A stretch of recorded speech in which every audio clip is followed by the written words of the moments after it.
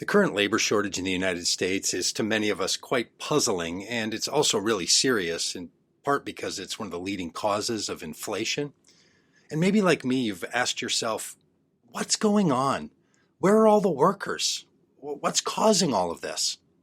Well, as I started looking into it, I was a little surprised to learn that one of the most significant causes is that there's not enough immigrants currently in the United States. Well, you already knew that because of the title of the video, so that's no spoiler here. But as it turns out, a lot of people have known this for quite some time.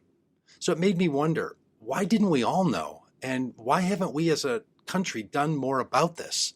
Sure, there are a few other causes to the labor shortage, like people taking early retirement or taking time off of work and the like. But the big one, the one that many people don't actually want to talk about, is that we are some 2 million immigrant workers short because of policy choices of the last 5 years. Now, to be clear, this conversation is not about those who are crossing the border without authorization. That certainly does impact the number of available workers in our economy overall, and I have other videos talking about how we need to make a system that is more fair and allows more people into the U.S. legally. You can see a link to all those videos in the description below. But this video, this is about a shortage of workers who would have visas to work in the United States. But because of unwise political opinions and decisions over the last 5 years, we have limited the number of immigrant workers in the U.S. by a lot. You can see the impact all over our economy. It's not hard to see the signs, quite literally. Help wanted signs, signs that say, sorry, we're closed due to a staff shortage, signs that just simply say, please come work here. I've seen it all over Minneapolis area where I live and across the country as I've traveled. The Chipotle nearest to my house, it's now not open on the weekends because of a staff shortage. Hotels that I've been in across the country haven't been able to fill all their rooms because they've said they don't have enough staff for the hotel. Hospitals have too few nurses and aides. Look, the Minneapolis Parks Department has a budget for hiring 60 summer workers. This year, they've been able to only hire 17, and they're paying $25 an hour. Look, this shortage of workers impacts the entire economy, from high tech to healthcare to construction. And this is a crisis of our own making. The Trump administration chose to cut the number of legal immigrants coming into the United States starting in 2017. Then the health restrictions caused by COVID in mid-2020 shut down nearly all non-citizens from coming into the United States for nearly 24 months. The decline since 2017 has been severe and devastating to the United States economy.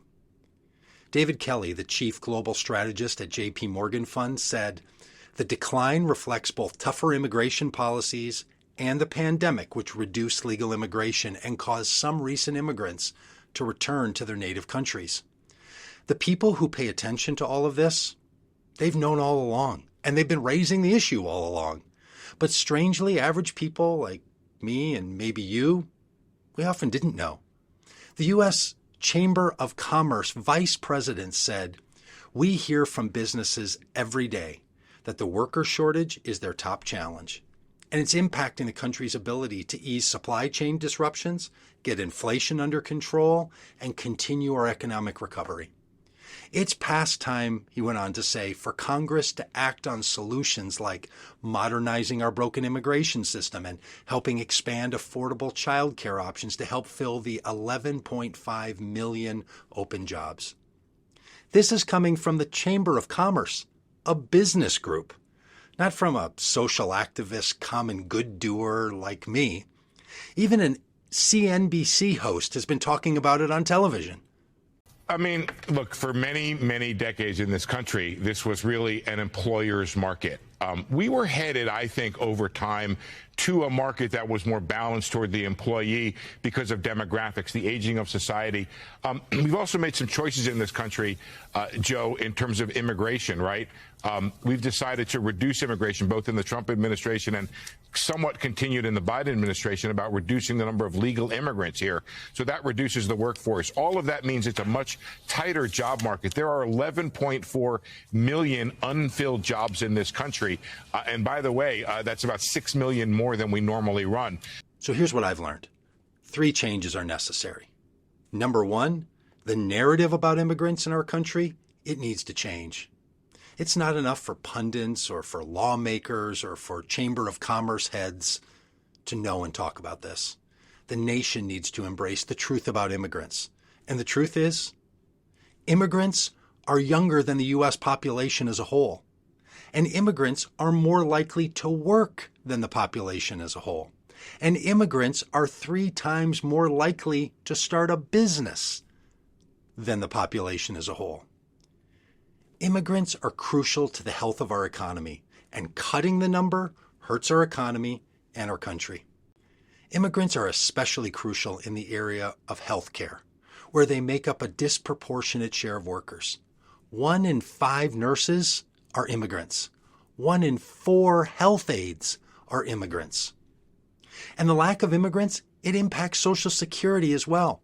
You see, immigrants who are authorized to work and those who are not authorized to work in the U.S. still pay into Social Security, and they help keep it solvent. And the unauthorized ones will never even see the benefits from that program.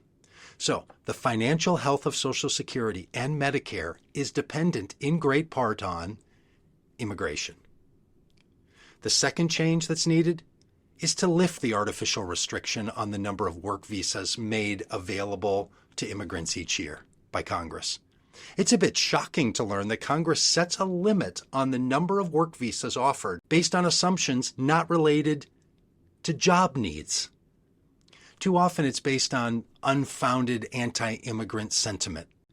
This year, Congress has allowed for only 66,000 H-2B work visas, a terribly small number in light of the need. The Biden administration has made an additional 55,000 H-2B work visas available, but that's still nowhere near enough. We need the number of work visas issued to be related to job needs, not an artificial quota. Here's how CBS News put it. We already have a workplace shortage. Maine Congresswoman Shelley Pingree is proposing legislation to expand the H-2B visa program. The bill has more than 70 bipartisan co-sponsors, but the program faces opposition from labor unions, and immigration reform has stalled for years in Congress. Would it be better for the economy to dictate how many guest workers come in? There's no reason it shouldn't be a more open process, and the supply shouldn't be allowed to meet the demand. To most people, it seems obvious what the Congresswoman said, that the number of visas should be set by the demand and not by an out-of-touch quota system. You know, that Chamber of Commerce vice president that I quoted earlier, he also said, it's vital that the Department of Homeland Security make these visas available as soon as possible, as these workers are urgently needed to fill critical workforce shortages across a host of industries. The third change needed is to adapt our immigration system overall. We must make it easier for people to come to the U.S. and to work and then to return to their home country and come back and work again.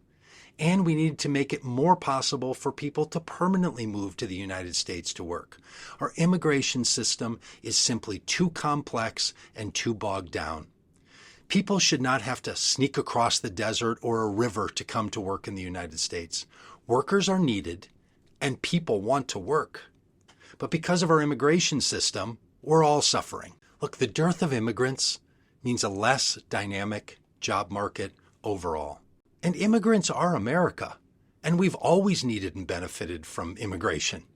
So let's stop all the untrue rhetoric about immigrants, legal and unauthorized, and let's build an economy where everyone has enough, with those currently in the U.S.